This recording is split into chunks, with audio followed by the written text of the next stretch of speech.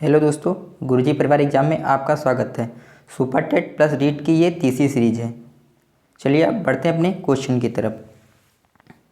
सबसे पहले देखते हैं अपना पहला क्वेश्चन जो 11th है तीसरी सीरीज का। कह रहा है राजू खरगोश से डरता था। शुरू में खरगोश को राजू के काफ़ी दूर रखा गया था। जो मतलब शुरुआत में जो थी तो राजू और खरगोश की दूरी बहुत दूर रखा गया था। वो आने वाले दिनों में हर रोज़ खरगोश और राजू के बीच की दूरी कम कर दी गई। अंत में राजू की गोद में खरगोश को रखा गया और राजू खरगोश से खेलने लगा। यह प्रयास है किसका है? तो ऑप्शन हमारे दिए हुए हैं। पहला दिया हुआ प्रयत्न एवं त्रुटि का सिद्धांत, दूसरा दिया हुआ शास्त्रीय अनुबंधन का सिद्धांत, तीसरा दिया हुआ क्रिया प्रसूत अनुबंधन का सिद्धांत, चौथा इनमें से सभी। तो इसका ऑप्शन होगा इनमें से सभी। ये सभी नियमों को फॉलो करता है। प्रयत्न त्रुटि का भी सिद्धांत भी इसमें शामिल है, शास्त्रीय अनुबंधन का सिद्धांत भी इसमें शामिल है और क्रिया प्रसूत अनुबंधन का सिद्धांत भी इसमें शामिल है। इसीलिए हमारा राइट ऑप्शन होगा इनमें से सभी। अब नेक्स्ट क्वेश्चन देखते हैं। नेक्स्ट क्वेश्चन हमारा कह रहा है प्राचीन अनुबंधन का सिद्धांत किसके द्वारा प्रस्तावित किया गया?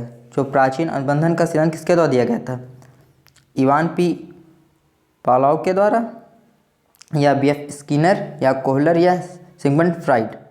तो प्राचीन अनुबंधन के सिद्धांत किसके द्वारा दिया गया? ये पावलोव के द्वारा दिया गया। किसके द्वारा दिया था? पावलोव के द्वारा। अगर पूछ ले प्राचीन अनुबंधन का सिद्धांत किसके द्वारा दिया गया था? ये पावलोव के द्वारा दिया गया था। अब देखते हैं नेक्स्ट क्वेश्चन।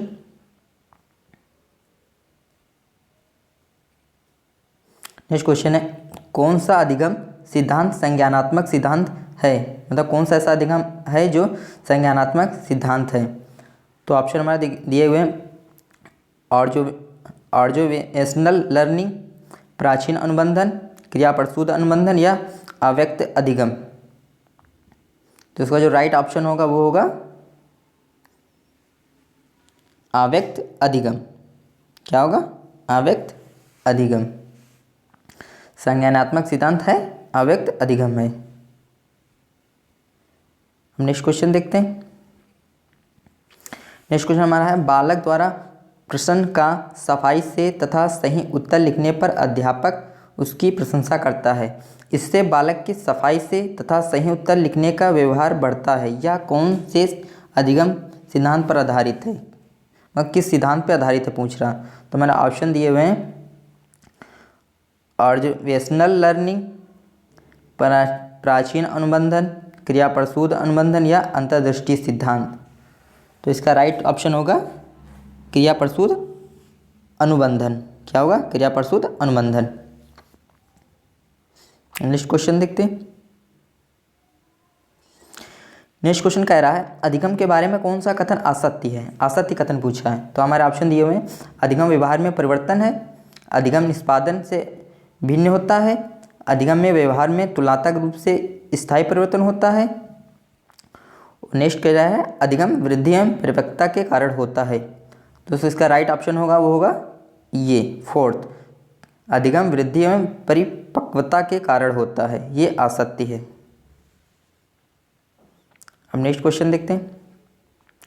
नेक्स्ट क्वेश्चन कह रहा है पावलोव द्वारा कुत्ते पर किए गए प्रयोग में घंटी किस प्रकार का उद्दीपक है? जो पावलोव ने कुत्ते पर प्रयोग किया था उसमें घंटी किस प्रकार का उद्दीपक है? तो मैंने ऑप्शन दिए स्वाभाविक उद्दीपक, तटस्थ उद्दीपक, या अनुबंधित उद्दीपक, या इनमें से कोई नहीं। तो इसका राइट ऑप्शन होगा अनुबंधित उद्दीपक। घंटी क्या थी? अनुबंधित उद्दीपक थी। नेक्स्ट क्वेश्चन देखते हैं। नेक्स्ट क्वेश्चन हमारा है जब एक तटस्थ उद्दीपक को स्वाभाविक उद्दीपक के साथ युग्मित किया जाता है तो कुछ प्रयासों के बाद प्राणी उस तटस्थ उद्दीपक के प्रति भी वैसी ही अनुक्रिया करने लगता है जैसी वह स्वाभाविक उद्दीपक के साथ करता है। यह किस अनुबंधन के अनुसार है? तो ऑप्शन हमारे दिए हुए हैं क्रियात्मक अनुबंधन, ऑब्जर्वेशनल लर्निंग, संप्रत्यय अधिगम, या प्राचीन अनुबंधन। तो इसका जो राइट ऑप्शन होगा प्राचीन अनुबंधन। किसके कारण? प्राचीन अनुबंधन के कारण है। अब नेक्स्ट क्वेश्चन देखते हैं। भोजन पानी इत्यादि किस प्रकार के पुनर्बलन हैं? क्या है?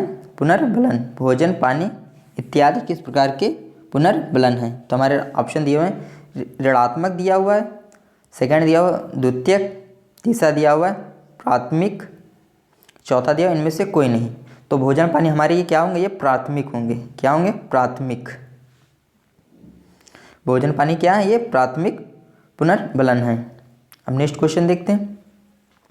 दैनिक जीवन में बच्चे रेडियो, टीवी, मोबाइल, कैमरा इत्यादि को डैश सिद्धांत के आधार पर चलाना सीखते हैं। किस आधार पर चलाना सीखते हैं? तो ऑप्शन दिया है नैमित्तिक अनुबंधन, कौशल अधिगम, वाचिक अधिगम या ऑब्जर्वेशनल लर्निंग। तो इसका राइट ऑप्शन होगा वो क्या होगा?